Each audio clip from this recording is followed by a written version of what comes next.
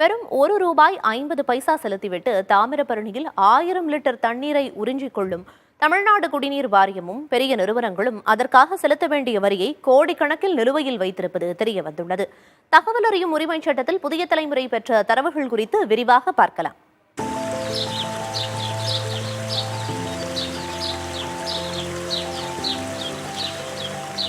தமிழ்நாட்டில் உள்ள வற்றாத ஜீவநதியான தாமிரபரணி ஆறு திருநெல்வேலி மாவட்டத்தில் பொதிகை மலையில் உற்பத்தியாகி 126 கிலோமீட்டர் தூரம் பயணித்து தூத்துக்குடி மாவட்டத்தின் புன்னக்காயல் கடலில் கலக்கிறது.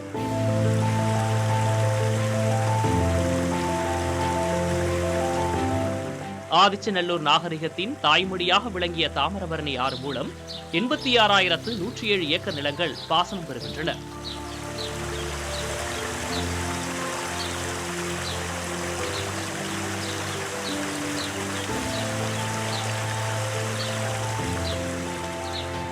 திருநெல்வேலி, தூத்துக்குடி, விருதுநகர் மாவட்ட மக்களுக்காக அந்த ஆற்றில் 100க்கும் மேற்பட்ட கூட்டு குடிநீர் திட்டங்கள் செயல்படுத்தப்பட்டு வருகின்றன. மேலும் தொழில் வளர்ச்சியை மேம்படுத்துவதற்காக தாமிரபரணி ஆற்றிலிருந்து தொழில் நிறுவனங்கள் பயன்படுத்தும் வகையில் 1998 தமிழ்நாடு அரசின் சிறப்பு அரசாணை வெளியிட்டது.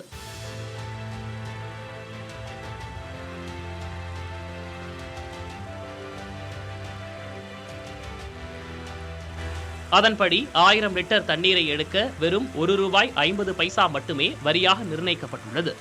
ஆனால் தாமிரபரணி ஆற்றிலிருந்து தண்ணீரை பெறும் நிறுவனங்கள் முறையாக அதற்கான வரியை செலுத்துவதில்லை எனவும் ஆறும் முறையாக பராமரிக்கப்படுவதில்லை எனவும் புகார்கள் எழுந்தன.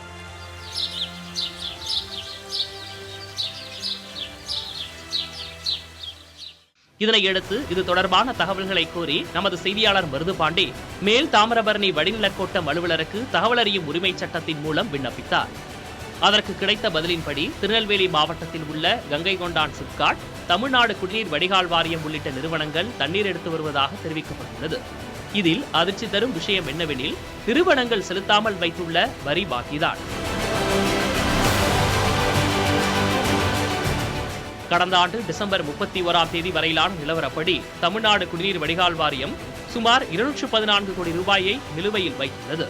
DCW நிறுவனம் சுமார் 28 கோடி ரூபாயையும், State Industries Promotion Corporation of Tamil Nadu சுமார் 14 கோடியே 46 லட்சம் ரூபாயையும் நிலுவையில் வைத்துள்ளனர். இந்திய சிமெண்ட் நிறுவனம் சுமார் 3 கோடி ரூபாயையும், VV மினரல்ஸ் நிறுவனம் கிட்டத்தட்ட 9 லட்சம் ரூபாயையும், அர்ஜுன் கல் மற்றும் பேப்பர் நிறுவனம் 1,18,000 ரூபாயையும் நிலுவையில் வைத்துள்ளனர். மொத்தமாக 260 கோடியே 96,19,118 ரூபாய் நிலுவையில் உள்ளது.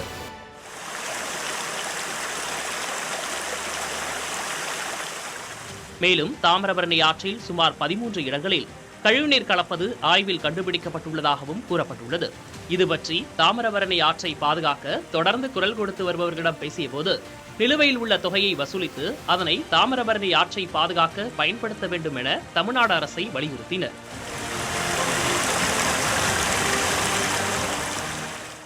இந்த ஆற்றினுடைய இரு கரைகளையும் பலப்படுத்தி பாதுகாப்பது, நீரினை மாசை களைவது, ஆக்கிரமிப்பை அகற்றி அதை ஒரு தூய்மையான நதியாக ஓடவிடுவதற்கான ஒரு திட்டத்தினை செயல்படுத்த வேண்டும் என்று சொன்னோம். அதற்காக நிதி இல்லை என்று அரசாங்கம் சொல்லிக் கொண்டிருந்தது. ஆனால் இன்றைக்கு பல்வேறு கனரக தொழிற்சாலைகள் தூத்துக்குடியிலும் திருநெல்வேலியிலும் 261 கோடி ரூபாய் பாக்கியை நீருக்காக மட்டும் வைத்திருக்கின்றன. அந்த பாக்கியை வசூலித்தாலே ஒரு சிறப்பான திட்டத்தை நிறைவேற்றி முதற்கட்டமாக தாமிரபரணியை தூய்மைப்படுத்துவது, ஆக்கிரமிப்பு அகற்றுவது என்ற வேலையாவது செய்ய முடியும். வரி பாக்கியா இருக்கக்கூடிய பணத்தை இன்னைக்கு நம்ம வசூல் பண்ணா கூட தாமிரபரணி ஆற்றில் சாக்கடை கலக்காத ஒரு கரைகள் நிறைந்த ஒரு நல்ல சுத்தமான ஒரு நதியை உருவாக்கிடலாம். அதைத்தான் நம்ம செய்ய வேண்டிய ஒரு முக்கியமான கடமையா இருக்கு. அதோடு மட்டும் இல்லாம பாத்தீங்கன்னா ஒரு வரி பாக்கி வச்சிருக்கக்கூடிய ஒரு தொழிற்சாலை லாபமா அவன் சம்பாத்தியம் பண்றான் தாமிரபரணி தண்ணீரை வச்சு. அவனுக்கு ஏன் திரும்ப நம்ம கொடுக்கறோம் அப்படிங்கிறது வந்து ஒரு பெரிய கேள்விக்குறியாவே இருக்காது. ஏன் இவங்க பொதுப்பணித்துறைக்கும் அந்த தொழிற்சாலைகளுக்கும் இருக்கக்கூடிய ஒரு நம்பகமான ஒரு விஷயம் வந்து ஏன் இப்ப இந்த நம்ம தாமிரபரணி மேல அவங்களுக்கு பாசம் இல்லைன்னு நினைக்கும் போதுதான் ரொம்ப கடினமான ஒரு மனசுக்கு இருக்கு. வரி பாக்கி குறித்து தமிழ்நாடு குடிநீர் வடிகால்கள் வாரிய அதிகாரிகளிடம் கேட்டதற்கு அவர்கள் தற்போது 30 முதல் 35 கோடி ரூபாய் மட்டுமே நிலுவை இருப்பதாக தெரிவித்தனர். மீதமுள்ள நிலுவைத் தொகையும் செலுத்தப்பட்டுவிடும் எனவும் கூறினர். வரி நிலுவை வைத்துள்ள தனியார் நிறுவனங்களை மின்னஞ்சல் மூலம் தொடர்பு கொண்டும் தற்போது வரை விளக்கம் அளிக்கவில்லை. இதனிடையே வரி பாக்கி தொடர்பாக நீர்வளத்துறை அதிகாரிகளிடம் வினவிய போது வரி பாக்கி வைத்துள்ள நிறுவனங்களுக்கு 3 மாதங்களுக்கு ஒருமுறை நினைவூட்டல் கடிதம் அனுப்பப்பட்டு வருவதாகவும் பல நிறுவனங்கள் தானாக முன்வந்து நிலுவையை செலுத்தி வருவதாகவும் கூறினர்.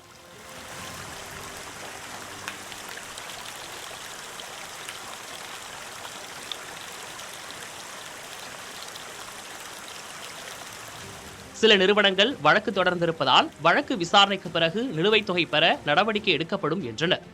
இந்த விவகாரம் குறித்து விளக்கம் அளித்திருந்த திருநெல்வேலி மாநகராட்சி ஆணையர் தாமிரபரணியில் கழிவுநீர் கலப்பதை தடுக்க பாதாள சாக்கடை பணிகள் நடைபெற்று வருவதாக தெரிவித்தார். புதிய தலைமுறைக்காக ஒளிப்பதிவாளர் நாராயணமூர்த்தியுடன் திருநெல்வேலி செய்தியாளர் மருதுபாண்டி மற்றும் சென்னை செய்தியாளர் ஸ்டாலின்.